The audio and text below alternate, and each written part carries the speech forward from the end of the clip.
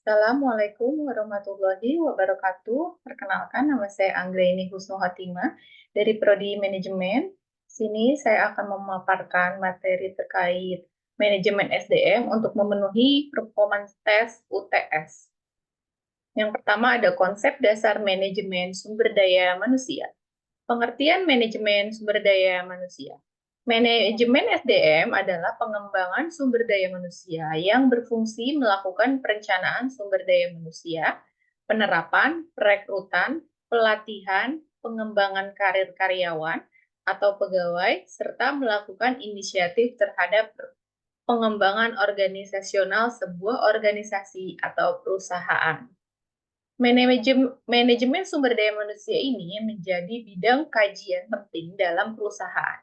Karena problem yang dihadapi perusahaan bukan hanya persoalan bahan mentah, modal, alat kerja, dan produksi saja, tetapi juga problem sumber daya manusia yang notabene adalah pihak yang menjalankan dan mengelola faktor-faktor produksi sekaligus merupakan tujuan dari kegiatan produksi itu sendiri.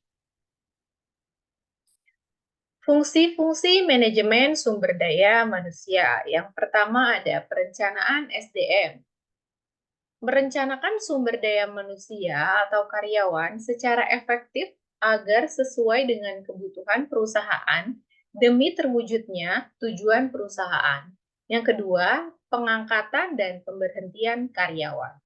Pada proses ini, kegiatan pengisian formasi yaitu merekrut karyawan, screening, serta seleksi kepada pelamar juga penempatan formasi. Proses pengangkatan dan pemberhentian atau staffing sesuai dengan kebutuhan perusahaan meliputi tiga. Yang pertama ada rekrutmen calon pelamar pekerjaan. Yang kedua, seleksi calon pekerja atau karyawan yang sesuai dengan persyaratan yang dibutuhkan perusahaan. Yang ketiga, mengadakan proses pemutusan hubungan kerja dengan baik kepada karyawan. Ketika sudah berakhir masa jabatan atau masa kerjanya, maka perusahaan memiliki tanggung jawab harus melakukan pemutusan hubungan kerja dengan karyawan dengan sebaik-baiknya. Yang ketiga ada pengupahan tunjangan. Upah pada dasarnya adalah mencakup keseluruhan penghargaan yang diterima karyawan atau pegawai sebagai hasil dari pekerjaannya. Upah bisa berupa uang yang diterima oleh seseorang karyawan atau pegawai atas kinerjanya. Tunjangan ialah berupa tambahan penghargaan finansial selain gaji pokok atau GAPOK, termasuk tunjangan cuti, biaya sakit, tunjangan hari raya, serta asuransi kesehatan. Yang keempat ada penilaian kinerja dan pengembangan karir. Fungsi ini dilakukan setelah karyawan atau pegawai bekerja dalam sebuah perusahaan. Tidak hanya penilaian positif, perusahaan juga menganalisis apabila kinerja karyawan atau pegawai yang negatif. Fungsi penilaian kerja ini meliputi ada tiga. Yang pertama, penilaian dan evaluasi kinerja karyawan atau pegawai. Yang kedua, analisis serta pemberian dorongan kinerja karyawan atau pegawai. Yang ketiga, pemberian bantuan untuk karyawan atau pegawai dalam rangka pengembangan karir. Penilaian kinerja terhadap karyawan atau pegawai ini untuk menentukan seberapa pantaskah penghargaan yang diberikan untuk karyawan atas kinerjanya, sehingga bisa digunakan untuk acuan pengembangan karir. Yang kelima ada pelatihan dan pengembangan. Perusahaan dapat melatih karyawannya serta mengembangkan melalui prosedur formal ataupun informal. Untuk prosedur formal bisa dilakukan dengan pengenalan jabatan baru atau sebagai alat untuk mengikuti perubahan secara teknologi. Sedangkan untuk prosedur informal bisa langsung di tempat kerja dan diadministrasikan oleh karyawan senior. Pada proses ini, artinya bidang sumber daya manusia dapat memberikan pelatihan, kursus, ataupun workshop, serta mengkoordinir peluang-peluang di perusahaan dengan perencanaan karir karyawan atau pegawai. Pelatihan dan pengembangan ini meliputi kegiatan-kegiatan seperti perancangan, serta penerapan program-program pelatihan beserta program evaluasinya. Yang keenam ada keselamatan dan kesehatan kerja. Pada proses ini, manajemen sumber daya manusia berfokus pada yang pertama ada perancangan dan penerapan manajemen keselamatan serta kesehatan kerja.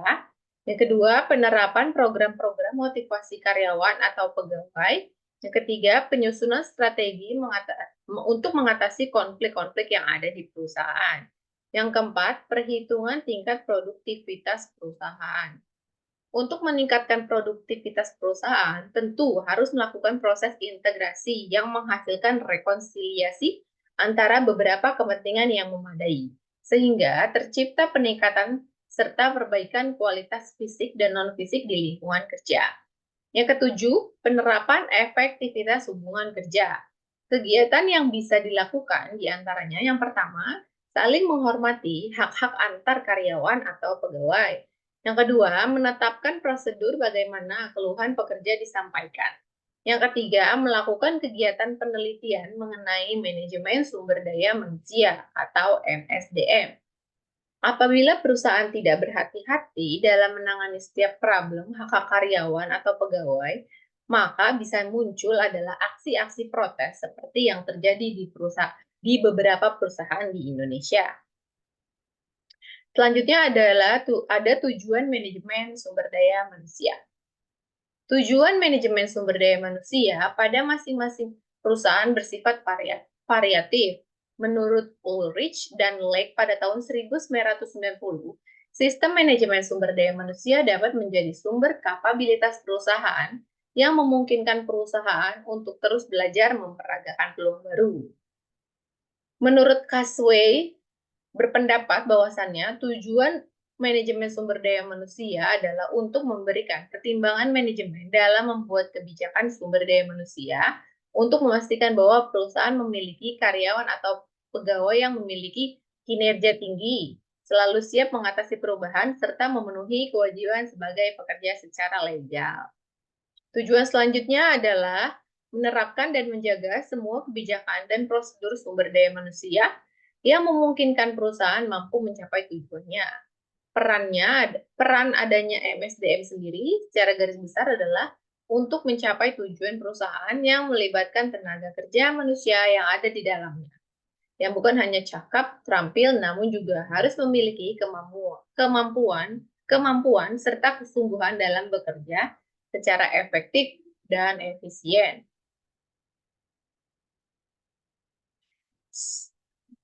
Namun, secara khusus, manajemen sumber daya manusia ini memiliki tujuan sebagai berikut. Yang pertama ada pengembangan sistem kerja dengan kinerja yang meliputi proses perekrutan, seleksi, sistem insentif, serta pengembangan manajemen dan aktivitas pelatihan yang terkait dengan kebutuhan perusahaan. Yang kedua, mengembangkan praktik manajemen dengan komitmen tinggi yang menyadari bahwa karyawan atau pegawai adalah stakeholder dalam perusahaan yang bernilai dan bermutu dan membantu mengembangkan iklim kerjasama dan kepercayaan bersama. Yang ketiga, memastikan bahwa persamaan kesempatan tersedia untuk semua. Artinya, ada keterkaitan saling menguntungkan antara perusahaan dengan karyawan. Yang keempat, memastikan bahwa karyawan atau pegawai dinilai, disertai dihargai atas apa yang telah dikerjakan dan dicapai. Yang kelima, mempertahankan serta memperbaiki kesejahteraan fisik serta mental pegawai atau karyawan.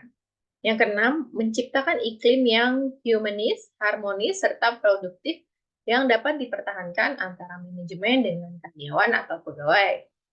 Selanjutnya ada manfaat manajemen sumber daya manusia. Sumber daya manusia merupakan aset penting dalam sebuah perusahaan, sehingga hal-hal ini perlu dirancang secara efektif. Beberapa manfaat yang bisa diperoleh dari manajemen sumber daya manusia menurut P. Siagian pada tahun 1994. Di antaranya yang pertama ada perusahaan dapat memanfaatkan sumber daya manusia yang sudah ada secara baik. Manajer sumber daya manusia dalam sebuah perusahaan perlu memperhatikan kelebihan serta kekurangan yang dimiliki perusahaan, seperti jumlah karyawan yang tersedia, masa kerja masing-masing karyawan, pengetahuan serta skill yang dimiliki, bakat yang perlu dikembangkan, serta minat karyawan yang bersangkutan. Yang kedua, ada penentuan kebutuhan tenaga kerja atau karyawan.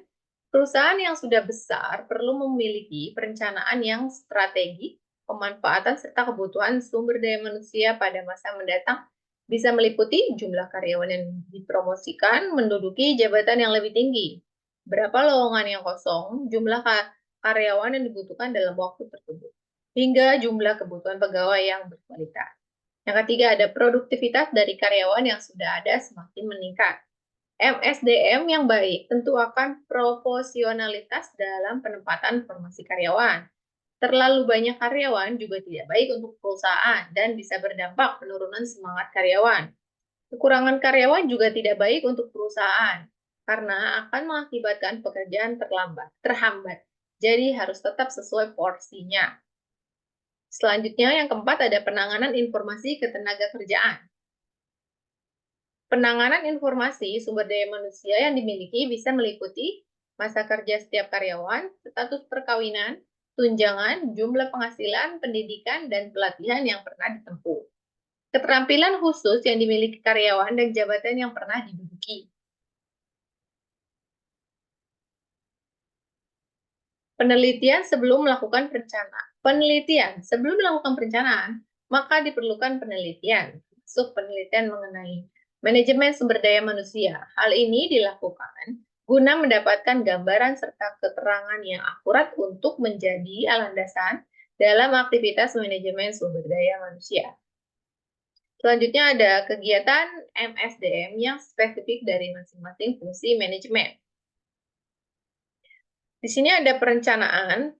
Perencanaan bertujuan untuk menentukan tujuan standar, kemudian menetapkan sistem dan prosedur, lalu menetapkan rencana atau proyeksi untuk masa depan. Kemudian ada pengorganisasian, yaitu memberikan tugas khusus kepada setiap SDM, membangun divisi atau departemen, mendelegasikan wewenang kepada SDM, lalu menetapkan analisis pekerja atau analisis jabatan, lalu membangun komunikasi, mengkoordinasikan kerja antara atasan dengan bawahan. Kemudian ada manajemen staff. Di sini lebih ke menentukan jenis atau tipe SDM yang dipekerjakan, merekrut calon karyawan, mengevaluasi kinerja, mengembangkan karyawan, melatih, dan mendidik karyawan.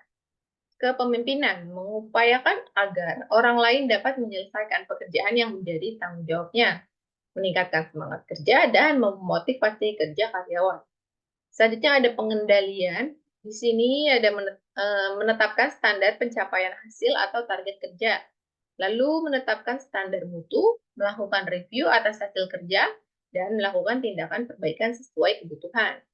Kemudian ada pengawasan. Pengawasan di sini melakukan audit terhadap kemungkinan adanya ketidakcocokan dalam pelaksanaan ataupun sistem prosedur yang berlaku, sehingga menimbulkan risiko yang tidak baik bagi perusahaan di masa yang akan datang. Selanjutnya ada personalia, HRD, dan HRM. Personalia ialah kegiatan pengelolaan sumber daya manusia yang lebih fokus pada hal-hal yang bersifat administratif, yang mengatur hubungan antara employer dan employee. Sebagai salah satu sumber daya yang memiliki organisasi, aktivitas paling intens yang dilakukan oleh bagian personalia biasanya adalah rekrutmen. Fungsi lainnya adalah melakukan proses dokumentasi, pengelolaan, serta proses kepegawaian yang terkait langsung dengan tahapan seleksi, pengangkatan, dan penempatan, serta pemberhentian atau PHK. Personalia terkait langsung dengan filing dokumen-dokumen kepegawaian, payroll, dan administratif terkait dengan individu atau karyawan.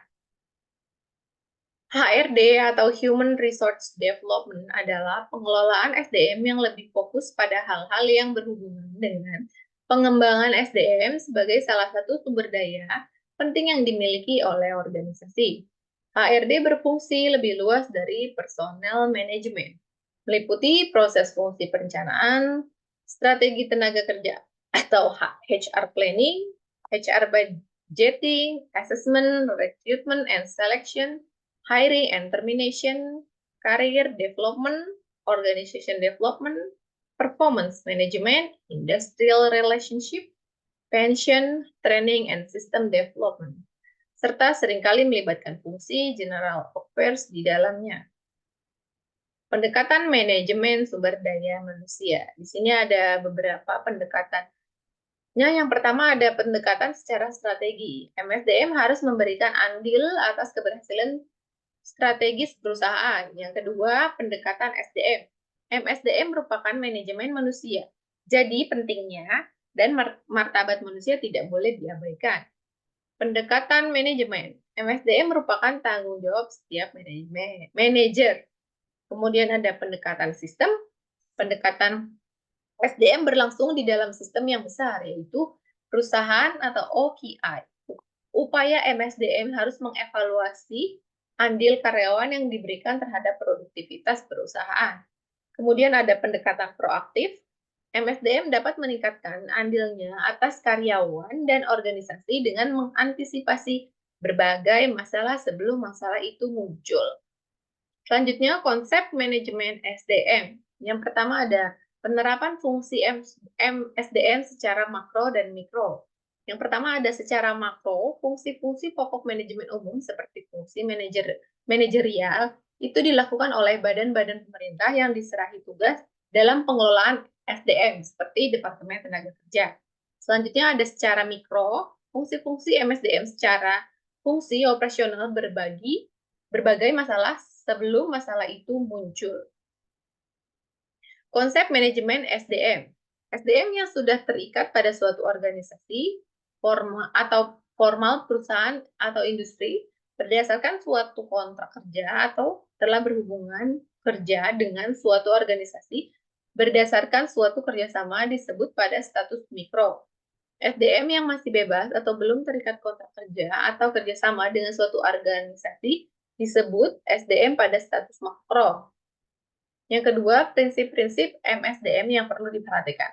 Yang pertama ada prinsip kemanusiaan, kemudian demokrasi, kemudian the right man is the right place.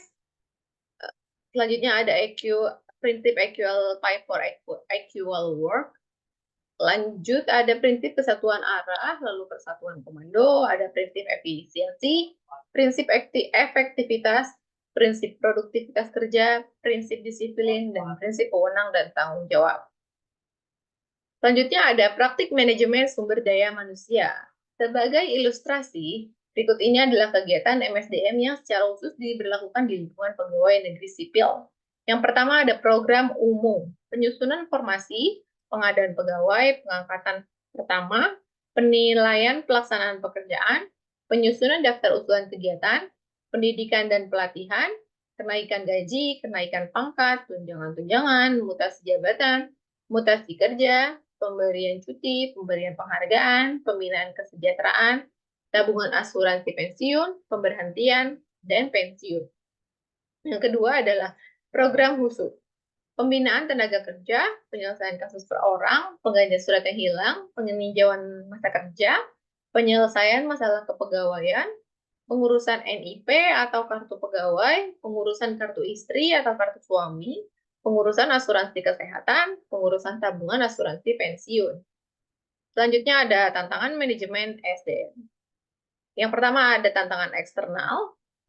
Ini terbagi menjadi 10. Yang A, perubahan teknologi, kemudian peran B, peraturan pemerintah, C, faktor sosial budaya, D, pasar tenaga kerja, E, faktor politik, F, kondisi perekonomian, G, faktor geografi, H, faktor demografi, I, kegiatan mitra, dan J, kegiatan pesaing. Selanjutnya adalah tantangan internal, muncul karena adanya SDM yang mengejar pertimbangan atau trade-off, diantaranya finansial, penjualan, keuangan, servis, produksi, dan lain-lain. Selain itu, dihadapkan pula pada sertifikat pekerja, sistem informasi yang semakin terbuka, dan budaya organisasi. Di sini ada struktur organisasi, proses manajemen sumber daya manusia. Di sini ada pembagian tugas dan wewenang dalam job. Yang pertama, sekumpulan orang, kemudian organisasi, sekumpulan orang itu mempunyai tujuan-tujuan, organisasi pun sama mempunyai tujuan-tujuan. Untuk job evaluasinya, kemudian sistem kompensasi, dan yang lain-lain bisa teman-teman lihat di detail bagian berikut. Oke, terima kasih. Demikian untuk pemaparan materi yang saya sampaikan. Jika ada kesalahan, mohon dimaafkan dari teman-teman sekalian. Wassalamualaikum warahmatullahi wabarakatuh.